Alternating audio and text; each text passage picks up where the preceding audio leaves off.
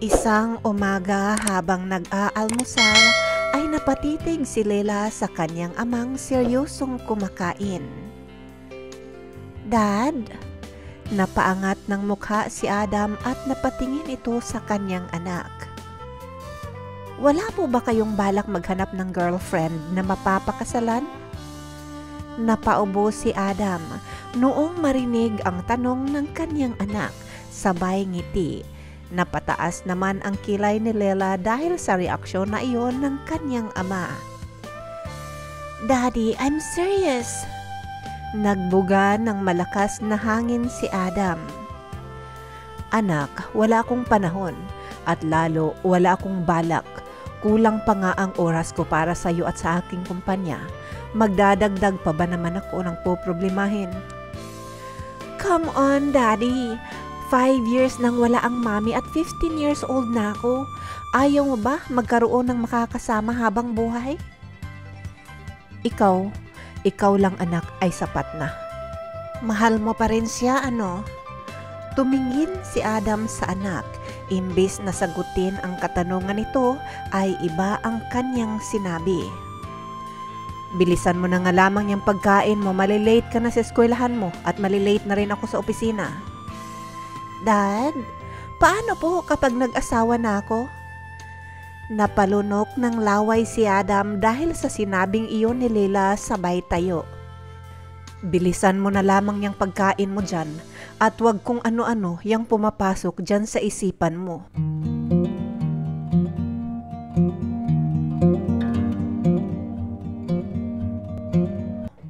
Hello everyone! Welcome dito sa ating channel, Bawat Buhay May Kwento. Maraming salamat po sa inyong pagdalaw upang pakinggan itong magandang kwento ng buhay, pamilya at pag-ibig ng mag-amang Leila at Adam na may pamagat na The Matchmaker Daughter.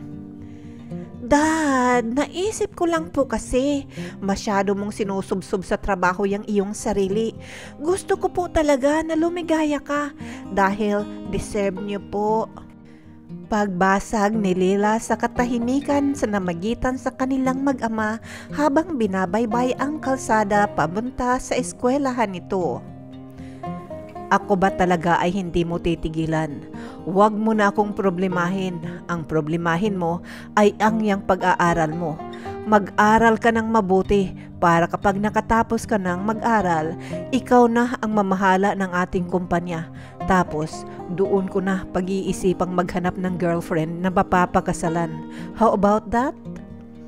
Nakangising sabi ni Adam. Kaya, napausli ang nguso ni Leila at ito naman ang napabuntong hininga ng malalim. Sa kanilang classroom ay hindi maalis-alis ang tingin ni Leila sa kanyang guro, kaya siniko ito ng kanyang kaklase. Hoy, natutumboy ka na ba dyan kay teacher? Nakangising bulong ng kaklase. Walang hiya ka, babaeng babae ako no? Paikot ang mata na tugon ni Leila. Bakit ganun ka kung makatitig kay teacher? Sa tingin ko kasi, bagay siya sa daddy ko. Seryosong tura ni Leila. Ikaw ha? Ano yan? Gaganap ka na kupido? Alam mo, ano pa ba ang hahanapin ng isang lalaki sa babaeng yan? Maganda na, matalino pa, at ang ganda-ganda ng kanyang mga mata, kulot-kulot ang buhok, at may dimples pa. Seryoso ka talaga sa paghahanap ng bagong mami ha? Masama ba yon? Masama na ba akong anak kung hahangarin ko ang kaligayahan ng daddy ko? Ay, seryoso ka nga. Ang tanong dito, kung dalaga ba si teacher? Napaseryoso lalo ang mukha ni Leila dahil sa sinabing iyon ng kanyang kaklase. Ngunit determinado talaga ang dalagita sa kanyang plano. Inabangan niya ito noong uwian na. Teacher, single pa po ba kayo? Napanganga si Helena dahil sa diretsong katanungan na iyon ni Leila. Teacher, muling sambit ni Leila. Bakit mo naman naitanong? Bakit naman po tanong ang isasagot ninyo sa aking katanungan? Simangot na sabi ni Leila. Okay, ikaw talaga bata ka. Oo, single na single ako. Bakit mo nga ngayon na itanong? Mabuti naman po. Ano yon? Gulat na tanong ni Helena noong marinig niya ang pabulong na salita ni Leila. Deserve niyo po ang mahanap ang lalaking magmamahal at mag-aalaga sa inyo, teacher. Ikaw talagang bata ka. Kabata-bata mo pa kung ano-ano yang nilalaman ng isipan mo. Madalas ko nga rin naririnig ang salitang yang batang-bata ka pa. 50 na po ako. Teacher, kung sakali may mangliligaw sa'yo, tapos may anak na, magugustuhan niyo po ba? Lila? Sagutin niyo po ako, teacher, oo o hindi. Paano ko naman masasagot, wala namang nangliligaw sa akin na may anak. Kung sakali nga po. Depende, pero wala nga akong oras sa mga mangliligaw kaya hindi ko mapaisip yan kung ano ang isasagot ko dyan sa katanungan mo. O sige teacher, kita na lang po tayo tomorrow, okay? Andiyan na po kasi ang sundo ko. Iyon lamang at patakbo nang iniwan ni Leila ang kanyang naguguluhang maestra. Dad, single po yung teacher ko. Sabi nito pagkaupo sa kanilang sasakyan. Anak naman, pwede ba? Naku dad, magugustuhan niyo po siya dahil sobrang ganda niya po. Medyo kulot-kulot ang buhok, ang ganda ng kanyang mga mata at ang dimples ang lalalim. Alam niyo po, kapag tumawa siya ay lumalabas po talaga ang napakalalim na dimples sa kanyang mga pisngi. Ang ganda po talaga niya, Daddy, promise. Paulit-ulit. Tanging nasabi ni Adam at hindi na ito umimik pa. Seryosong nagmamaneho at tinutuon ito ang kanyang mga paningin sa kalsada. Ngunit itong si Leila ay walang katigil-tigil sa pagsasalita. Dad, pwede kong ipakilala sa iyo si teacher bukas pagkahatid mo sa akin. Ako nga ay tigil-tigilan mo, Leila. Hindi ka na nakakatuwa. Daddy, dapat nga matuwa ka dahil ako pa mismo ang nagtutulak sa'yo na maghanap ka ng makakasama mo habang buhay. Yung ibang mga anak nga, makikipagpatayan pa yun para wag lang magkaroon ng kaagaw sa atensyon ng kanilang mga magulang. Iba ako, Dad. Mahal na mahal kita. Kaya gusto ko lumigaya ka rin. Wag ako na lamang lagi ang iniintindi mo dahil isang araw ay mag-aasawa rin naman kasi ako. So, sino ang makakasama mo? Pag nag-asawa ka, sa bahay kayo titira para may kasama pa rin ako. Daddy, bakit ko naman gagawin yun? Ano naman ang aming privacy? Leila Marie? Napatakip ng bibig si Leila dahil alam niyang galit na ang kanyang ama kapag binabanggit na nito ang kanyang buong pangalan. Kaya buong katahimikan ang namagitan sa mag-ama hanggang sa marating nila ang kanilang tahanan. Manang, pagsabihan mo nga itong alaga mo, masyado na akong inaabuso. Sabi ni Adam sa yaya ng kanyang anak, kaya napasimangot itong si Leila. Alam mo ya, natatakot lang naman talaga ako na tumandang mag-isayang si Daddy dahil ilang taon na lang ay mag-aasawa na rin naman ako. Siyempre, isasama kita sa bahay namin ng asawa ko. So, sino ngayon ang kasama niya dito? Yung dalawang kasambahay? Mabuti sana kung babata pa yung ating mga kasama dito. Isa sa kanila sana ay ituturuan ko kung paano akitin ang daddy ko. Nakakalokang sabi ni Leila. Ikaw talagang bata ka, kaya pala na-stress na sa'yo yung ama mo dahil dyan sa kalukuhan mo. Ya, seryoso talaga ako. Gusto ko po talagang makahanap ang daddy ng babaeng tunay na magmamahal sa kanya. Alam mo ba ya, yung teacher ko, super ganda at single pa. Gusto kong ipakilala kay daddy kaso ayaw naman niya. Anak, hayaan mo yung daddy mo na siya mismo ang maghahanap ng makakasama niya sa habang buhay. Wala nga pong balak maghanap. Yaya, masaya na daw kasi siya sa akin. Ako na lang daw ang babae sa buhay niya. Iyo naman pala, wag mo nang pilitin pa, baka magalit lang sa'yo yun. O di mas okay nga na magalit siya sa akin, tapos maglayas ako at hindi ako babalik dito hanggat hindi siya papayag na makipag-date sa teacher ko. Napailing-iling na lamang si Adam noong marinig nito ang pinagsasabi ng anak.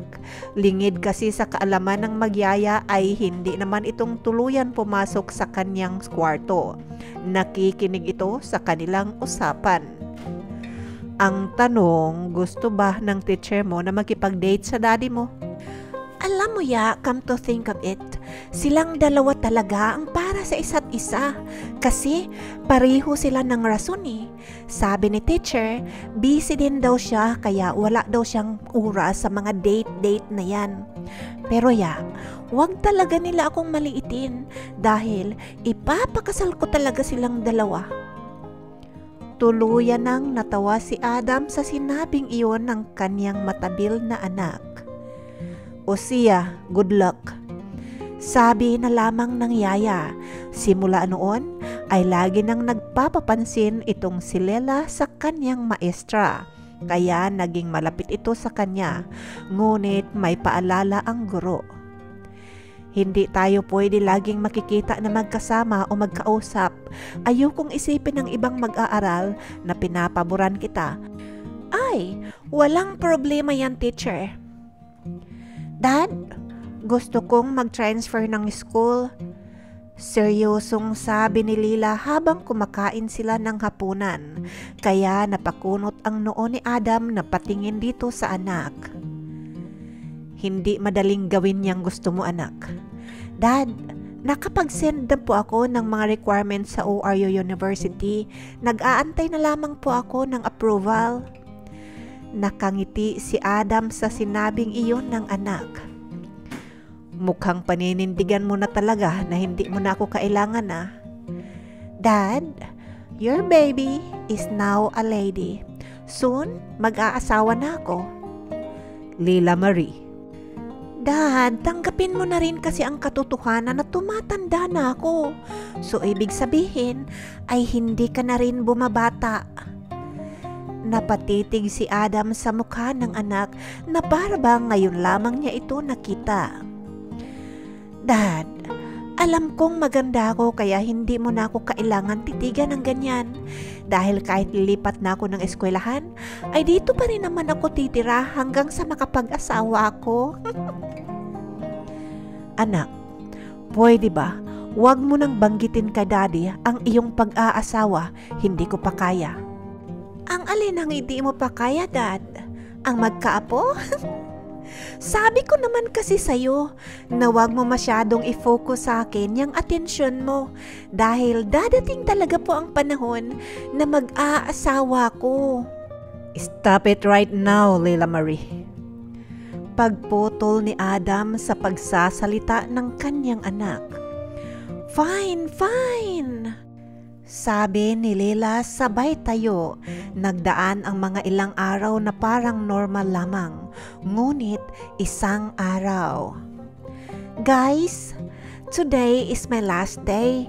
Kaya magpapapitsa po ako sa inyong lahat. Lahat ng kaklase ay nagulat sa pagpapaalam na iyon ni Lila. Nagulat man ang guro ay hindi ito nagpahalata. Lila, this is unfair. Bakit ngayon mo lamang sinabi? Maktol na sabi ng matalik niyang kaibigan. Sorry na my friend. Hindi ko naman pwedeng sabihin kaagad sa inyo ang ginawa ko. Paano kung mabukya ko, di nakakahiya? Paliwanag ni Lela. Samantalang ang guro ay hindi ito makatiis. Inabangan ang dalagita sa gate upang kausapin. So, bakit mo naman nilihim sa akin na aalis ka na pala dito? Teacher, di ba ikaw din naman ang nagsabing hindi tayo pwedeng makita ng mga kaklase ko o ng ibang tao na magkasama? Baka pag hinalaan kang pinaboran mo ako. Oo, pero hindi ko naman ibig sabihin noon ay kailangan mong lumipat ng paaralan. Matamis na ngiti ang ibinigay ni Leila sa gurong nais niyang maging ina. Teacher, kaya ako lumipat ng school para maging malaya na tayong magsasama. Leila, ano bang kalukuhan yung mga pinagsasabi mo? Simple lang naman po talaga ang gusto ko. I want you to marry my dad. Leila, that is not fair to your dad. Paano po? Pareho kayo ng rason. Mga walang balak magkaroon ng love life dahil busy. So ibig sabihin, para po talaga kayo sa isa't isa. Napailing-iling na lamang ang magandang guro sa sinabing iyon ni Leila. Okay, thank you for your consideration, Leila. Please keep in touch, okay? Ang akala ni Adam ay tatahimik na ang kanyang buhay dahil hindi na nababanggit ni Leila ang kanyang guro. Gayon din naman si Lynette. Nakalimutan niya na nga ang kanyang estudyanteng si Leila. Ngunit isang hapon ng Friday ay nagulat na lamang ang guro nang makita si Leila sa harapan ng kanilang eskwelahan na nakapangurosmano at kakaiba ang ngisi. Hi teacher, na-miss mo ba ako? Kasi miss na kita eh. Hi Leila, anong ginagawa mo dito? Dinadalaw po kita. Wala naman pong magagalit, hindi po ba? Kung makapagtanong ka naman, parang mangliligaw ka sa akin. Ay, mangliligaw po talaga ako sa'yo para sa daddy ko. Oh no, akala ko nakalimutan mo na yang pangarap mong maging isang kupido. Paano ko naman po makakalimutan, teacher? Ito nga po ang dahilan kung bakit lumipat ako ng school para makausap ka ng walang alinlangan sa sasabihin ng ibang tao. Matanong nga kita, alam ba ng ama mo itong pinagagawa mo? Ay nako, sinabi ko po sa kanya kung gaano kakaganda. Kaso, ayaw niya daw. Masaya na daw siya na ako lang ang babae sa buhay niya.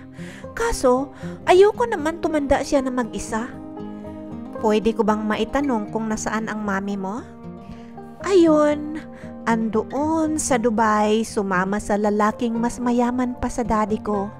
10 years pa ako nung iniwanan kami ni mami. Oh, I'm sorry to hear that. Oh, you don't have to. Masaya nga ako na umalis siya eh. Hindi naman kasi mabait ang mami ko. Lagi niyang inaaway ang daddy dahil boring daw ang buhay nito. Puro trabaho. Wala nang nakuha pang salita si Lynette. Dahil alam niya namang walang salitang makakapawi sa sakit na nararamdaman ng anak kapag iniwanan ito ng kanyang ina. Teacher, pwede niyo po ba akong samahan mag-shopping? Papikit-pikit ang mata na paanyaya ni Leila sa kanyang teacher. Dahil nga sa pinagtapat ng dalagita ay nakaramdam ng awa itong si Lynette. Sure, nakangiti na ring tumugon ang guro. Habang naglalakad ang dalawa ay biglang nagutom si Leila. Tara mami, doon tayo. Nagugutom na ako at masasarap ang pagkain nila doon. Hindi mawari ni Lynette kung bakit gusto niyang pagaanin ang kalooban ng dalagita.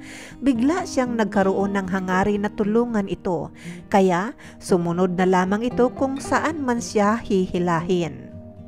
Pagkatapos nilang mag-order, ay nagpaalam ang dalaga. Sandali lang mami ha, magsi-CR lang po ako. Pakiramdam ni Lynette ay may kung anong humihima sa kanyang puso tuwing tinititigan at tinatawag siya ni Leila ng mommy. Sure, take your time. Napangiti si Lynette habang tinitingnan ang likod ng papalayong dalagita. Dad, please sunduin mo ako dito sa favorite resto natin. Hindi ko po pala dala ang aking wallet. Wala pa akong pangbayad sa in-order kong pagkain. Please, Daddy, now na. May meeting pa ako, anak. Utusan ko na lamang si Uncle Jerry mo na maghatid ng pera dyan. No, Dad. Gusto ko ikaw. Nakakahiya po kasi. Please, Daddy. Okay, okay, sabi ni Adam at nang mamadali na itong tinungo ang kanyang kotse. Mommy, dito ka po umupo. Gusto ko kasi laging nakaharap dyan sa pintuan. Gusto ko, nakikita ko ang mga pumapasok dyan sa pintuan na yan. Okay, no problem. Thank you. Polite na tura ng dalagita. Sa kabila ng kanyang mga ngiti ay naririnig nito ang tibok ng kanyang puso. Malamang sa sobrang excited kung ano ang kalabasan nitong kanyang ginagawa. Wala pang 10 minuto ay nakita na ni Lela ang papasok na kanyang ama. Nakita naman siya nito kaagad. Nakangiti ang dalagita at mabilis namang nakahakbang si Adam noong malapit na ito sa lamesa ng kanyang anak. Baby, are you okay? Natatarantang bati ni Adam. Ngunit iba ang itinugon ng dalaga. Hi Dad, I would like you to meet Miss Lynette. And Miss Lynette, this is my father, Adam. Excited na sabi ni Lela. Hindi nito kaagad napansin ang pamumutla ng mukha ni Lynette habang nakatingin sa mag-ama. Samantalang si Adam ay nabato sa kinatatayuan noong maitama ang mga mata sa mga mata ni Lynette. Dad! Tulala? Diba sabi ko naman sa'yo super ganda itong si Teacher Lynette? Mommy, love at first sight po ba yan? Bakit pareho kayong hindi makapagsalita? Hey guys, are you okay? Biglang napapitlag si Adam noong marinig ang nababahala na pagtawag pansin ni Lela sa kanilang dalawa. Ano ang tawag mo sa kanya? Mami, nakangiting tugon ni Lela sa tanong na iyon ni Adam habang nakaturo pa ito sa babaeng kaharap. Lela, mauna na ako ha? Ay, hindi po. Dito ka lang. Dito lang kayong dalawa ng daddy ko. Ako ang aalis na. No, Lila. Buo ang tinig na sabi ni Adam. Sandali nga sa inyong dalawa. Magkakilala ba kayo? Bakit para kayong napapaso na tila ba may nagliliyab dyan sa inyong mga puwitan? Pang-aasar ng dalagita. Maya-maya pa? Dad, magpakabait ka ha? Mom, please do this for me. Dad, nai-order ko na nga pala ang mga paborito mong pagkain. Bye-bye! Iyon lamang at nagmamadali ng tumakbong palabas ng restaurant na iyon ang dalaga. Mga ilang segundo ring hindi nakagalaw ang dalawa sa kanilang kinatatayuan. Excuse me po, andito na po ang inyong order. Kanino po ba itong beef stroganoff? Sa akin po yan. Tugon ni Lynette sa naguguluhang waiter. So sir, sayo po ba itong T-bone? Napabuntong hininga na lamang si Adam sabay tayo at inalok na rin ng upo si Lynette. Pagpasensyahan mo na yung anak ko. Sabi ni Adam, paglunok lamang ng laway ang itinugon ni Lynette. Kamusta ka na? Hindi ko alam na dito ka rin pala nakatira sa Tulsa. Okay lang, hindi ko rin naman alam na andito ka nakatira. Lynette? Yeah? Hindi ko alam kung ano itong nangyayari sa laki ng mundo. Bakit ikaw pa ang naging teacher ng anak ko?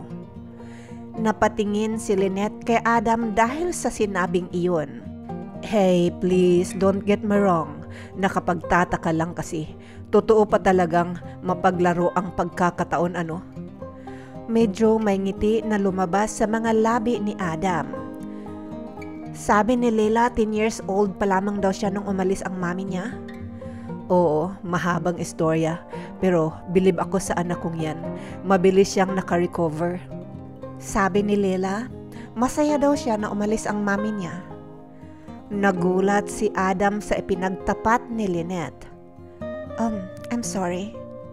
No, it's okay. Kaya pala, parang wala sa kanya ang pagkawala ng kanyang nanay.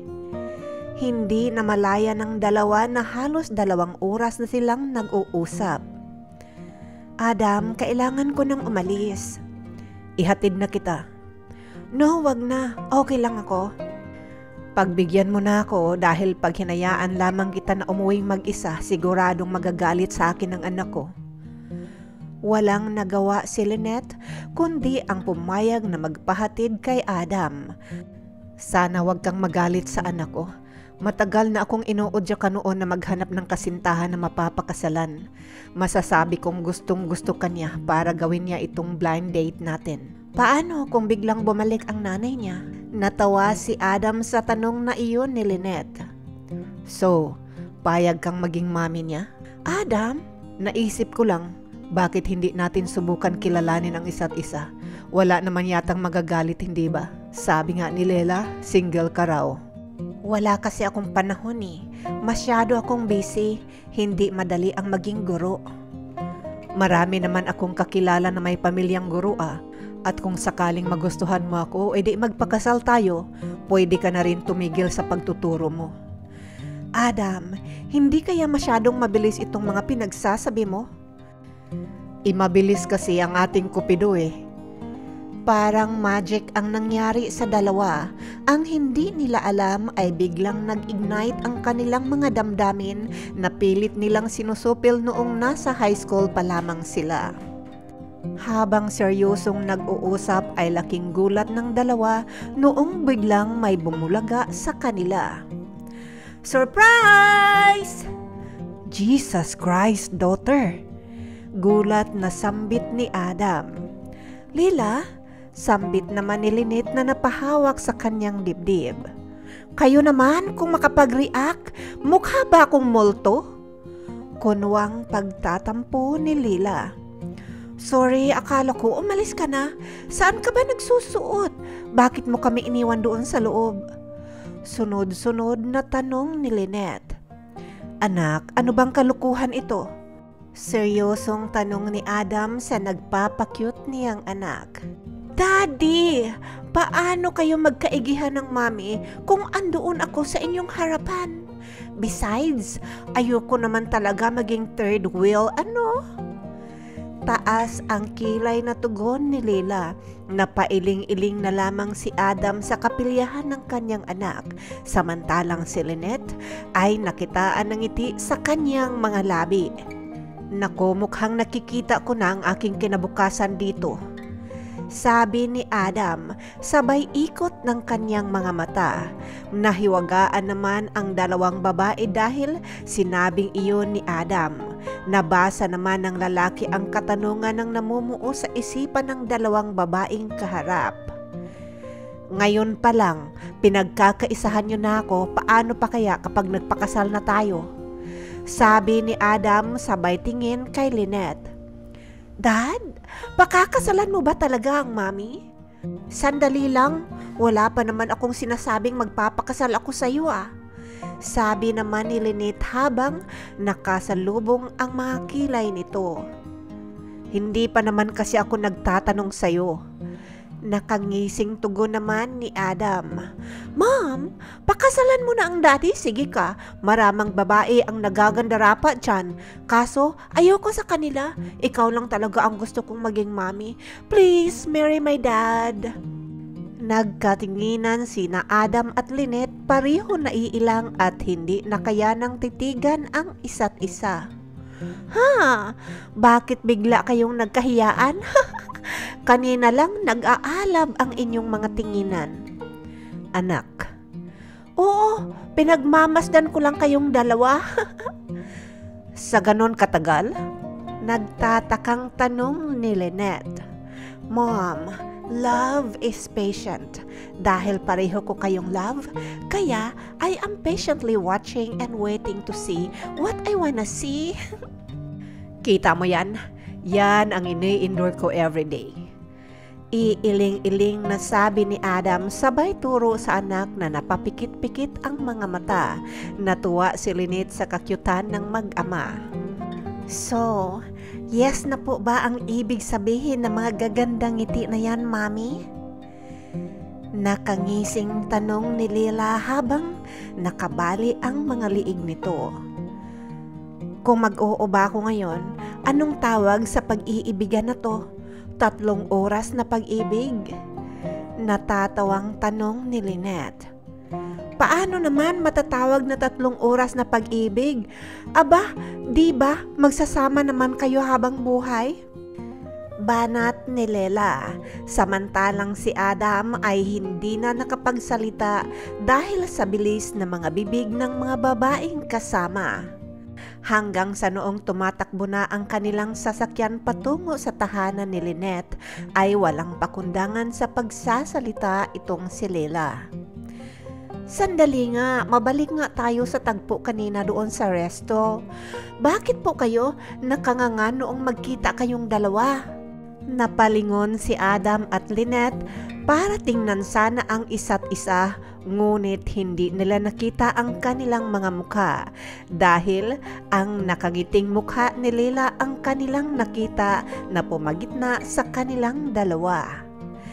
Dad, sige, ikaw na lang muna ang maunang sumagot.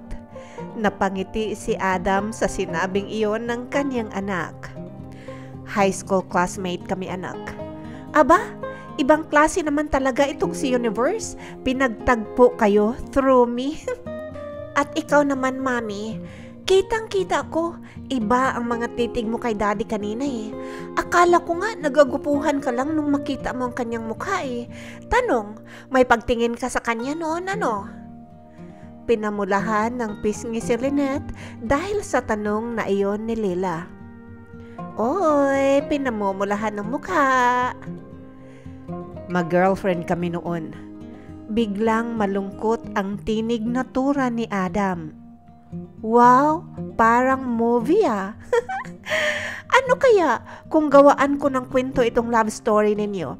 Tapos pamamagatan ko ng dudugtungan natin ngayon ang pag-ibig ng kahapon. O di ba? Ang ganda. Pero teka, bakit hindi kayo nagkatuluyan? Huwag niyong sabihin dahil ito kay Mami ha? Napayuko si Lynette noong marinig ang theory ni Lela. Si Adam naman ay napangiwi ang nguso. Oh my God! I'm so sorry. Tama ba ako? Sabay na tumango ang dalawa, kaya napabalik ng upo si Lela sa backseat at itinikom na ang bibig nito. Ipinikit ang kanyang bibig at hindi na ito nagsalita. Biglang tumahimik ang kanilang paglalakbay patungo sa bahay ni Lynette. Hanggang sa marating nila ang bahay ni Lynette, tahimik naman na pinagbuksan ni Adam ng pintuan si Lynette na wala rin namang kaimik-imik na bumaba sa sasakyan. Tumahimik rang bumaba si Lela. Hindi nakatingin ng diretso sa dating maestra. Yumakap ito ng mahigpit. Sorry, Mami. Bulong ng dalaga sabay bukas ng front door. Umupo ito sa front set at walang kaimik-imik. Lihim lamang na pinagmamasdan ang dalawa na nagkakailangan. Maya-maya pa'y nakita niyang humalik si Adam sa pisngi ni Lynette. Pagkatapos ng mahabang katahimikan ang namagitan sa mag-ama habang tinatakbo nila ang kalsada papunta sa kanilang tahanan, ay muling nagsalita si Lela. Dad, sorry ha, dahil sa kadaldalan ko, nasaling ko tuloy ang mga sugat ng inyong mga puso. Kibit balikat na sambit ni Lila. Tinapunan lamang ni Adam ng tingin ang mukha ng nagsisisi niyang anak. Pero Dad, sa palagay mo ba, dumugo ang sugat sa puso ni Mami Lynette dahil sa nasaling ko ang sugat noon? Natawa si Adam. Hindi talaga marunong magseryoso ang kanyang anak, kaya napabuntong hininga si Lela. Bakit niyo po pinili si Mami? Nilasing niya ako eh. May nangyari sa amin at ikaw nga ang naging bunga. Pag hindi ko raw siya pananagutan, ilalaglag ka niya. Napasimangot si Lela dahil sa sinabi ng ama. Kawawa naman pala talaga si Mami Lynette. Nasaktan siya dahil pinili mo ako. Pero ang galing pala talaga ng pagkakataon, Dad, ano? Kapag para kayo sa isa't isa, gagawa siya ng paraan para muling pagtagpuin ang dalawang pusong pinagkaitan ng kasakiman. Bukas mo na siya pakasalan, Dad, para hindi na siya mawala sa'yo. Anak, hindi naman ganon kadali ang pagpapakasal. Sus! Kung napakasalan mo nga ang babaeng nang luwal sa akin, bakit hindi madaling pakasalan ang babaeng mahal mo? Kailangan planuhin ang pagpapakasal, anak. Basta, pakakasal kayo bukas. Napatingin si Adam sa kanyang anak. Hindi niya akalain na ganoon na ito kamature mag-isip. Kaya wala silang sinayang na panahon. 1 linggo lamang ay naikasal na ang dalawa. Walang mapaglagyan ang saya sa puso ni Leila. Sobrang mahal niya ang kanyang ama. Kaya gagawin niya ang lahat lumigaya lamang ito. Sa ngayon ay happily married sina Lynette at Adam. Sa kanila pa rin naman nakatira si Leila kasama ang kanyang 2 kapatid. Biniyayaan ang mag-asawa ng 2 anak na lalaki. Hindi na rin nagtuturo sa eskwelahan si Lynette. Nagpatayo ng sariling daycare center si Adam sa likuran ng kanilang tahanan para magamit ni Lynette. Bukod sa mapagpatuloy nito ang kanyang pagtuturo, ay full-time mother din ito sa kanilang 3 anak kasama si Leila. Ang tunay na pag-ibig ay kusang dumarating kahit hindi mo ito hanapin. Mantakin mo nga itong si Adam at Lynette. 15 years na hindi sila nagkita. Parehong lumipat ng city para kalimutan ang nakaraan. Ngunit pareho rin silang dinala sa iisang lugar para muling pagtagpuin ang mga pusong pinaghiwalay ng kasakiman. Mga kaibigan, maraming salamat po sa inyong pakikinig. Please comment, like, and share. See you po sa susunod kong kwento at paalam.